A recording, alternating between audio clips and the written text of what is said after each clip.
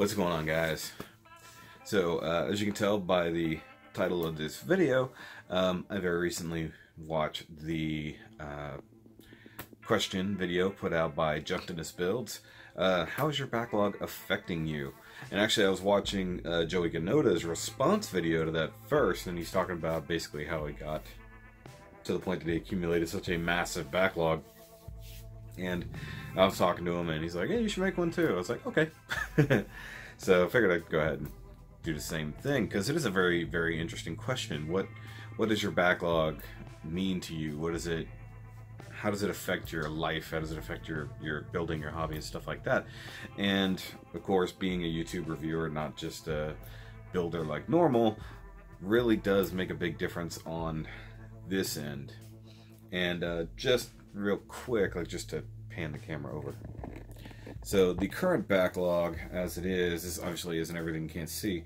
I think I'm down to about maybe 30 kits.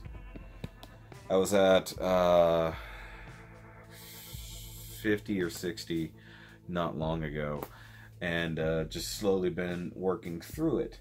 And I do have a few kits that are all meant for certain projects, things like that, and those are all kind of set aside for that reasons. But when you're on this side of it, it's a little bit different to have a backlog, because walking into the room, and it's something that Justin was talking about.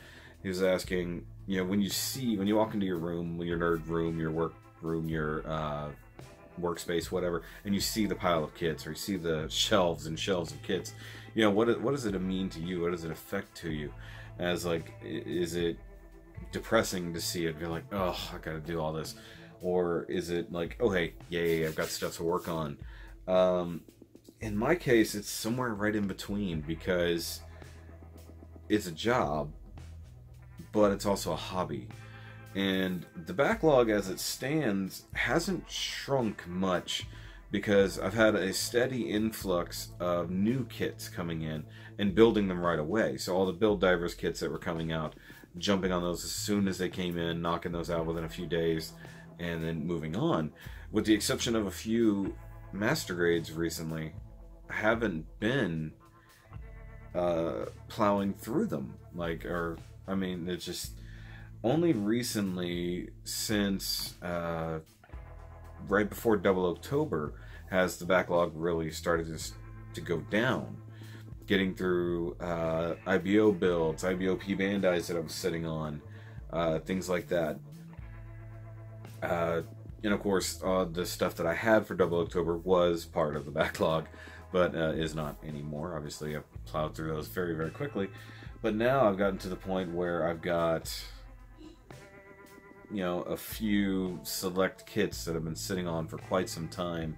I have a particular high grade down there, the Kshatriya. I've been saving that until my painting skills are up to what I think are good enough to build that. So, but walking in here, I look at the backlog now, because things are a little bit different, and I'm not buying as many new things every single week.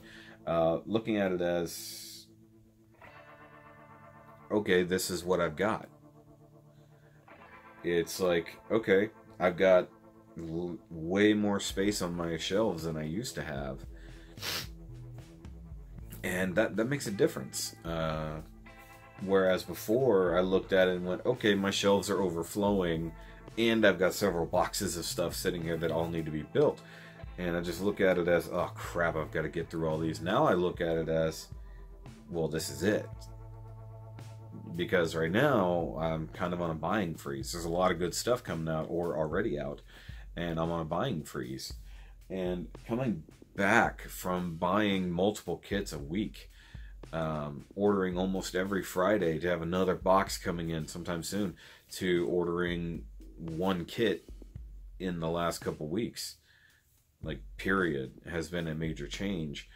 And now already building through the newer stuff that I've done has made a difference. Now I'm looking at, okay, what's going to be next out of the backlog? And like one of the last things that I really put in there was the revived Grandpa Gundam, which I've never built, but I've built all the newer variants of it, the things based off of it. So I was like, hey, I finally get to build one of those. Not to mention it was fairly cheap. And there's also a sense of pride there for a while. I never had the biggest backlog by any means. Obviously, Joey has me beat by several hundred, along with a few other guys I know have ridiculous backlogs that they'll never build through. But looking through it and being like, okay, I've cultivated this backlog to things I want to build, and I've been sitting on some kits like the Hazels. I bought all those together for the most part and intended on just back to back to back, but then other things come up. So now I've got to the point that the MG Hazels are more or less done over there.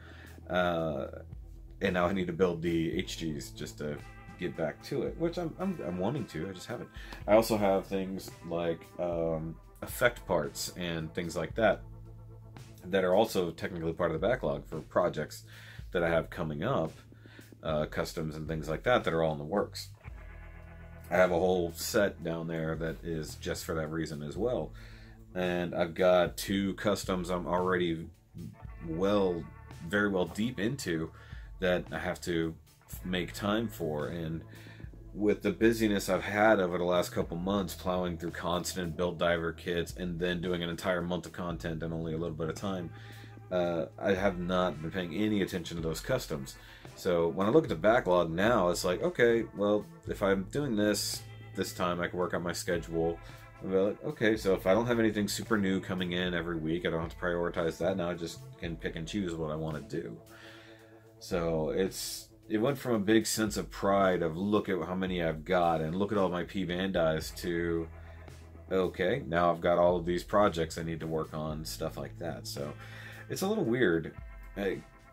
Being on this side of it, being on the outside, there's a different side. There's the regular hobby, there's the sellers, and then there's the reviewers, like over here, because it's our job to be a part of the hobby, know the sellers, and basically be advertising for the sellers at the same time. And also, taking your hobby and doing it for a job is hard. And I found myself very recently, since Double October has ended, I'm trying to get back in the swing of things. And I finally got 2 or 3 reviews done. I've gotten some builds done that I still need to review. There's a couple things sitting right over here off camera. Not to mention all the other things. I have a backlog of figures. Not even just Gunpla. So I have a backlog of figures just to review. And I look at that as like, I bought these because I really like them. But then I also looked at it like, I bought them because I wanted to review them. So like, that's the thing, is like, okay, I bought them to review them, but I liked them at the same time. So the thought of the hobby and the work comes through at the same time. And for anybody who's not too familiar with my channel, this is not backlog. These are all empties because I saved my boxes for transport purposes. So I'm to the point where I'm putting smaller boxes inside bigger boxes to save space, and I have tubs and tubs of empty boxes out there. But yeah, just, you know, it was a good question. Like, what does it mean to you? What are you gonna do with it? What is it? Do you see it as a point of work? Do you see it as a point of hobbies? Do you see it as maybe it's a sense of depression? Like Joey was talking about in his video, he'd walk in and he was he's just totally bummed out, realized I can't possibly build through all this, and just kind of wouldn't even go back in his room for like a month. And you know, I kind of have a little twinge of depression when looking at it, because I look at it as, okay, this is almost definitely all I can have for the time being, and it sucks. It's like I'm used to basically buying everything I want when I want it, and now I'm to the point where, okay, now I've got to pick and choose certain things. But on the flip side of that, on the more review side, I look at, am I buying the kits just so you guys want to see them? It's the newest kit. I gotta review it, I gotta get it out there. I gotta be a competitive reviewer. And mind you, I'm not gonna compete with any of the guys who live in Japan, Korea, or anywhere overseas who get the kits day of and get the review out in a day. There's no way I'll ever compete with those guys. So that's already one thing I have to deal with in my own mind. But then there's the idea of now, even though I've done these reviews, if they're not getting views, if you guys aren't even watching the reviews, you know, 200-300 reviews or views on something, 100 views on a thing, and then another thing maybe gets 500 or 600 over here. But I look at it as like, okay, well, I bought these things to show you guys, but then nobody's looking at it, so then you get depressed and you just kind of want to stop. And that's a big deal on this side of the camera. It's like, okay, if I'm building these not just for my hobby, but to show them off, to get views, and nobody's viewing it, nobody's looking at it, then you go, why am I even doing this? Not just the actually reviewing, but it's like, why am I bothering building it? Like, why, you know? And a lot of guys do fall into the trap of buying kits purely for views. For instance, Dan the Plastic Man, who bought the PG Banshee and spent all the money on it and then ended up hating it,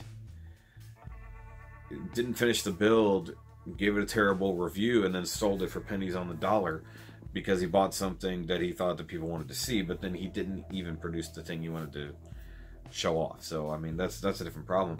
But like, P-Bandai's sell, so to speak, newest and shiniest sell, customs, people want to see those things. But like, if I bought something to show you guys and then nobody watches it, or view numbers are way down, or things like that, it has an effect on this side of the camera.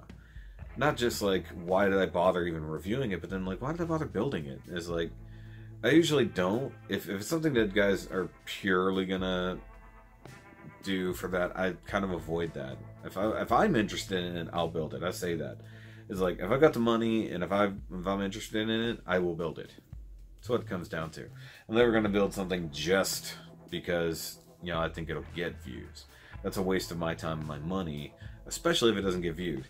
But the depression on that side is real, and so that's something the backlog does tie into. Like, okay, I've got all these things sitting here, but if I take the time to build it and then show it off, and then nobody cares, then why did I do it in the first place? You know?